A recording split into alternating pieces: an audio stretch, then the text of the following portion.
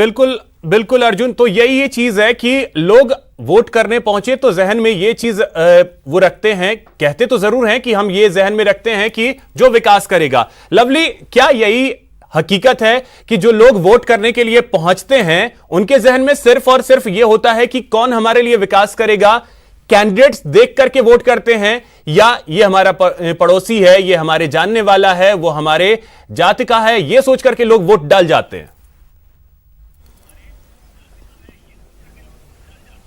देखिए, आपने जो सवाल किया, इस सवाल में कई सारे सवाल साथ में खड़े होते हैं कि जात का है, पड़ोसी है, क्या कुछ है। लेकिन ये लोकतंत्र की खूबसूरती है कि यहाँ पर कोई जात पात और कोई कुछ भी यहाँ मायने नहीं रखता है, क्योंकि ये शहर की सरकार है। यहाँ पर ना पार्टी मायने रखती है, ना पॉलिटिक्स मायने रखती है। यहाँ पर मायने रखता है सड़क पे काम करने वाला, कोरोना महामारी के दौर में भूखे को खाना खिलाने वाला, मास्क बांटने वाला, जरूरतमंदों को सैनिटाइजर पहुंचाने वाला, अस्पताल में बेड के इंतजामात करने वाला।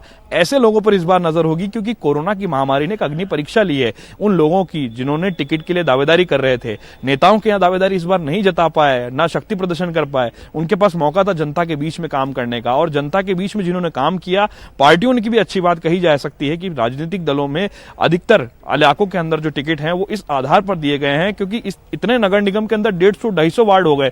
लड़ने के लिए कई वार्ड ऐसे थे, अभिषेक, जहां पर लड़ने के लिए, दावेदारी जताने के लिए कोई लोग नहीं थे, लेकिन जिन्होंने सामाजिक कार्य किया उनको पार्टियों ने अपना अपना प्रत्याशी बनाने की कोशिश की। कुछ लोग निर्दलीय भी मैदान में खड़े हैं जिन्हें पार्टियों ने साथ नहीं दिया, लेकिन उन्होंने सामाजिक कार्य किया है। तो सामाजिक कार्य, सोशल वर्क जो है, जो पब्लिक का काम है, वो करने वाले जो लोग हैं, उन्हें यहां पर इलेक्शन के अंदर मौका जो है मिला है।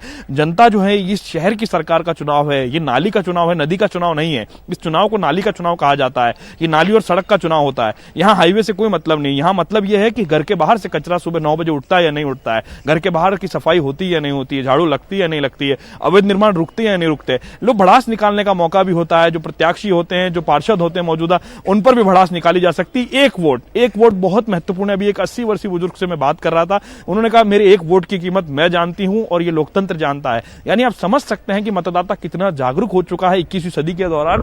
आप रुझान भी देखिए, यहां पर तस्वीरें भी देखिए, एक बार कोशिश करेंगे मनदीप तस्वीरें दिखाने की।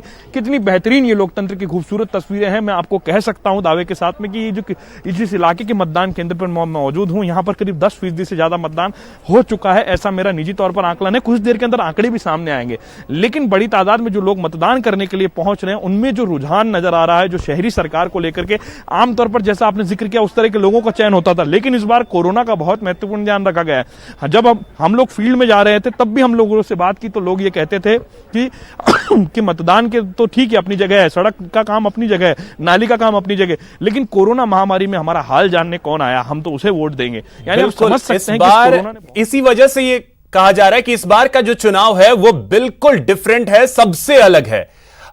ललित, आपके पास आ रहा हूं, आपसे एक चीज समझना चाहूंगा। जिस तरीके से लवली ने कहा, क्या इस बार जो कैंडिडेट्स हैं उन्होंने एक तरीके से अपनी परीक्षाएं भी दी हुई हैं कोरोना का जो दौर रहा है उस दौर में? क्योंकि ये बहुत ही एक शहर की सरकार चुनने का चुनाव है, तो ऐसे में लोग जानते भी हैं, जो प्रत्याशी हैं face to face by name जानते हैं, पहचानते हैं। तो कोरोना ने भी इन लोगों की ऑलरेडी एक परीक्षा ली हुई है।